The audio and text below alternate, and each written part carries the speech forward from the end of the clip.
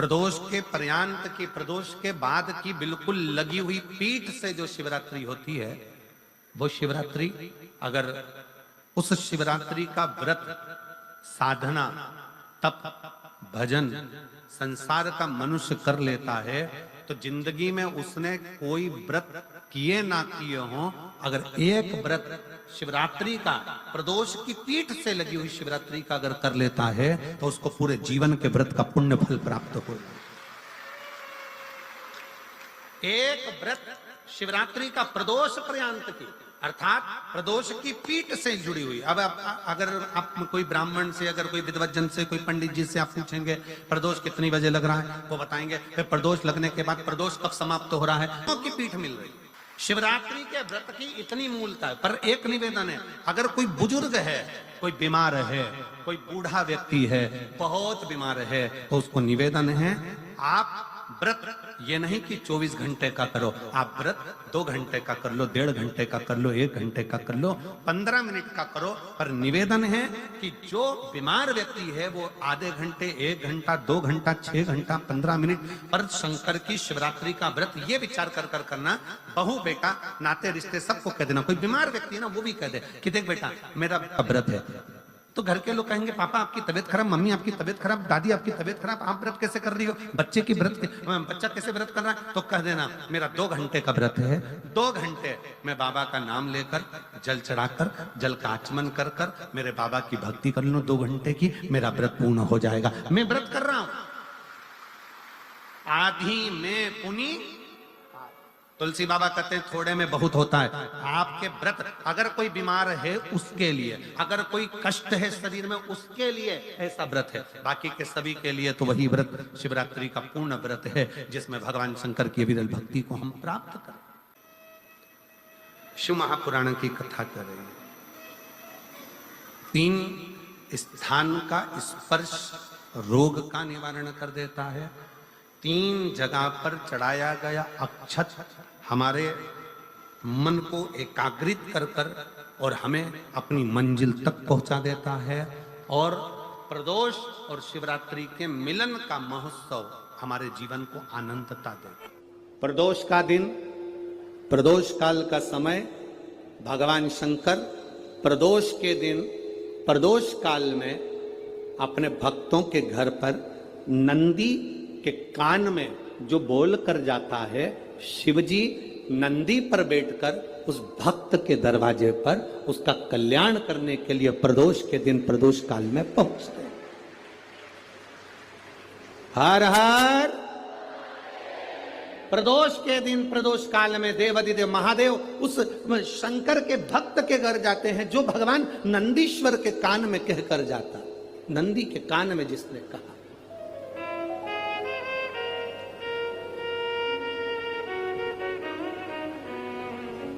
शंकर भगवान के इस शिवलिंग का स्मरण आप करेंगे। बीच में जो एक मोटी सी लाइन होती है इसको अशोक सुंदरी कहते हैं। सब लोग दर्शन करें, जम के बोलो जरा, करें। अशोक सुंदरी की जगह जहां पूरी हो जाती है उसके बीच में शिवलिंग और उसके बीच में थोड़ी सी जगह खाली आती है। करें दर्शन, समझना जरा बहुत अच्छे से। जैसे ये अशोक सुंदरी की जगह है, हम निवेदन करेंगे आस्था चैनल वालों से भी और एलईडी वाले भी, जिन जिनको एलईडी पर आप दर्शन करा रहे हैं वो पूरी तरह से कराएं। गणेश जी का स्थान, षडानंद कार्तिकेय का स्थान, अशोक सुंदरी का स्थान बीच में।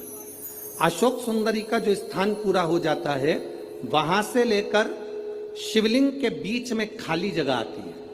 करें दर्शन आप लोगों ने, खाली जगह आती है। उस खाली स्थान की जो महत्वता है, ये जो अशोक सुंदरी से लेकर बीच में जो जगह है, ये भगवान शंकर की जो धर्म पत्नी है माता पार्वती, उनकी जो योगनियां हैं 64 योगनी, उनकी जो शक्ति पीठें हैं, उनकी जो सिद्धता है, उनकी जो सिद्धियां हैं, ये अशोक सुंदरी से शंकर के शिवलिंग के बीच में जो खाली जगह होती है, इस स्थान पर 64 योगिनियां, देवियां, अष्ट सिद्धियां, नवनिधियां सब इस स्थान पर रहती है। इसलिए हमारे यहाँ शिव महापुराण की कथा कहती है, पूर्ण पूजन के बाद अगर कोई नारी, कोई पुरुष, कोई बच्चा, कोई बुजुर्ग अपने मन की बात का स्मरण इस जगह पर हाथ को रखकर, जैसे किसी के हृदय पर हाथ रखते हैं तो दिल धड़कता हुआ स्मरण होता है, उसी तरह यहाँ स्पर्श करेंगे और स्पर्श कर कर जब अपने मन की बात कहते हैं तो देवाधिदेव महादेव नंदी के साथ आकर प्रदोष के दिन कार्य की सिद्धता पूर्ण करते। उस स्थान की मूलता होती है, वो स्थान समझ में आएगी ना जगह? अरे बोलो तो जम के। नहीं समझ में आई हो तो एक बार फिर वापिस समझ लीजिए, फिर समझोगा। स्थान देखिएगा, गणेश जी का स्थान, कार्तिकेय जी का स्थान, बीच में ये आ गई अशोक सुंदरी की मोटी सी लाइन। अशोक सुंदरी की लाइन जहां खत्म होती है, वहां से जो शिवलिंग रखा है, इसके बीच की जो जगह है, ये जो बीच में अशोक सुंदरी के स्थान से लेकर शिवलिंग के स्थान के बीच में जो खाली जगह है, ये 64 योगिनियां, अष्ट सिद्धियां, नवनिधियां, सब कुछ मेरे देवाधिदेव महादेव ने माता पार्वती को अपने चित्तवृत्ति के साथ यहां अनुमति प्रदान कर रखी है। वहां का स्पर्श, वहां का मात्र स्पर्श और हमारे दिल की बात, शंभो शरणे पड़ी मांगू घड़ी रे दुख काटो दया करी ने दर्शन। उस स्थान का स्पर्श हमें सुख देता, स्थान का स्पर्श।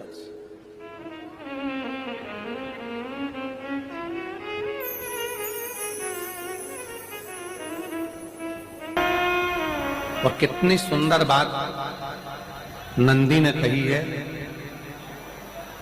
नंदी ने ये बात जो कही वो वास्तव में बड़ी सुंदर है कि मान लो यदि कोई कार्य तुम्हारा हो नहीं रहा और पूरी दुनिया में तुमने कर कर देख लिया, बहुत प्रयास कर कर देख लिया, तो भी वो कार्य अगर तुम्हारा नहीं होता, तो फिर एक काम करो कि शिव की स्तुति करो, शंकर की स्तुति, शंकर का गुणगान, शंकर की भक्ति, शंकर का स्मरण।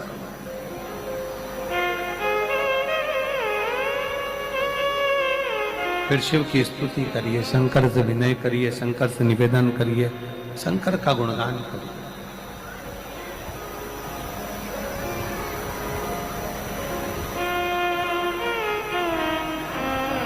पर भगवान की भक्ति होती कब?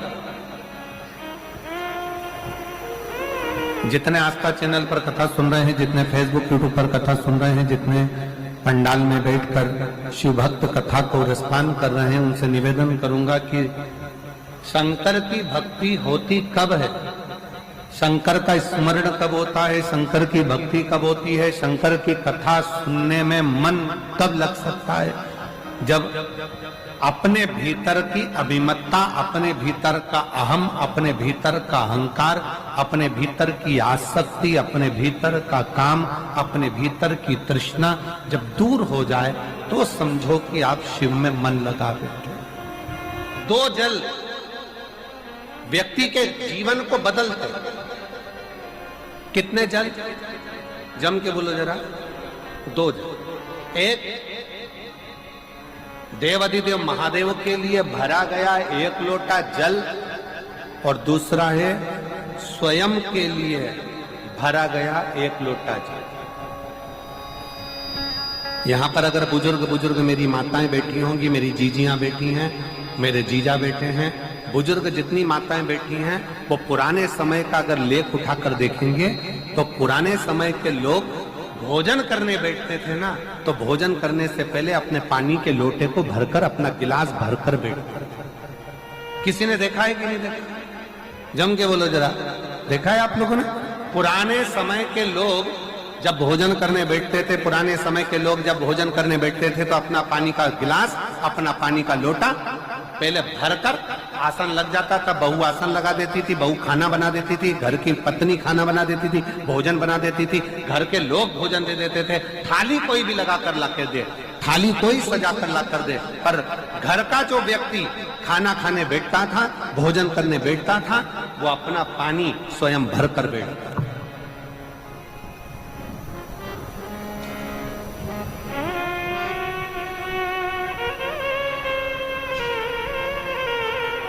अब आज के जमाने में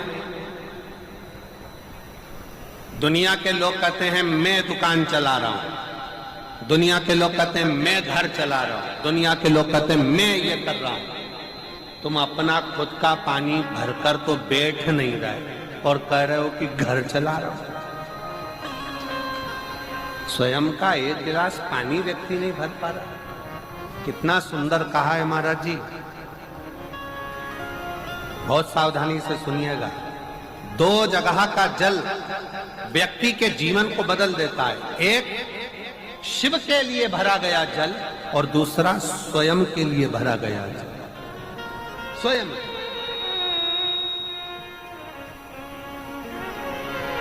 शंकर के मंदिर में जा रहे हो, एक लोटा जल अपने घर से भरकर लेकर चले जाओ और अपने घर में जब तुम भोजन करने बैठ रहे हो, जब तुम रोटी खाने बैठ रहे हो, भोजन करने बैठ रहे हो, भोजन ग्रहण करने बैठ रहे हो, जब तुम भोजन को ग्रहण करने के लिए बैठ रहे हो, तब अपने घर में जब तुम भोजन ग्रहण करने बैठ रहे हो तो एक लोटा जल या एक गिलास पानी भरकर बैठो। बहू अच्छी है, पानी भरेगी, मना नहीं है। बेटा अच्छा है, पानी भरेगा, मना नहीं है। पोता अच्छा है, पोती अच्छी है, नाती अच्छा है, पंती अच्छा है, घर में सब अच्छे। तुम्हारी पत्नी भी अच्छी है, तुम खाना खाओगे तो वो पानी ला कर दे देगी। तुम्हारी बहू भी अच्छी है, तुम भोजन करोगे तो वो पानी ला कर दे देगी। तुम्हारा परिवार का हर व्यक्ति अच्छा है, तुम्हारा कहना मानता है। तुम जिमने बैठोगे, भोजन करने बैठोगे तो वो पानी ला कर देगा। पर शिव पुराण की कथा कहती है, जो व्यक्ति भोजन करते समय अपना जल स्वयं भर कर बैठता है, उसकी जिंदगी में से 3 रोग समाप्त हो जाते हैं। कितने रोग समाप्त हो जाते हैं? 3। पहला, अपना जल स्वयं भरकर बैठने वाले के घुटने का कभी भी डॉक्टर उस पे घुटने बदलने का बोलेगा ही नहीं। घुटना बदल कर कंधे तक जिसकी हड्डी में दर्द होता हो, या जो सुबह सुबह सोकर उठता हो और उसके कंधे दुखते हो या पीठ दुखती हो, दूसरे नंबर का रीढ़ की हड्डी का दर्द, और तीसरे नंबर का डॉक्टर को दवाई खा खा कर परेशान हो गए, और आधा सिर का रोग, भुकुटी, ये भौएं दुखती हो, सिर दुखता हो, ये कान के पास का दर्द होता हो, तो अपना भोजन करते समय अपना पानी स्वयं भर कर बैठो। आपको ये 3 रोग से मुक्ति अपने आप मिलना प्रारंभ हो, अपने आप। अब किसी ने कहा, गुरुजी पत्नी पानी ला कर देती है, पति पानी ला कर देता है, बेटा पानी ला कर देता है, बहू पानी ला कर देती है, पोता पोती पानी ला कर देते हैं, नाती पंती पानी ला कर देते हैं, नौकर लगे घर में वो पानी ला कर देते हैं, सेवादार लगे घर में वो पानी ला कर देते हैं, तो हमको पानी लाना क्यों जरूरी है?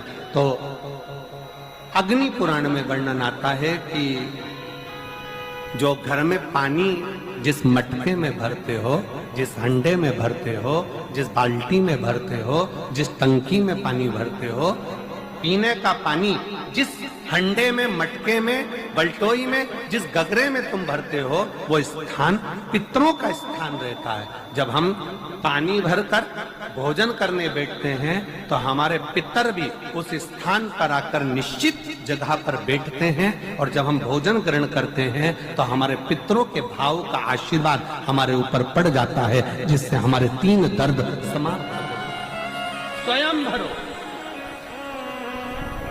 स्वयं।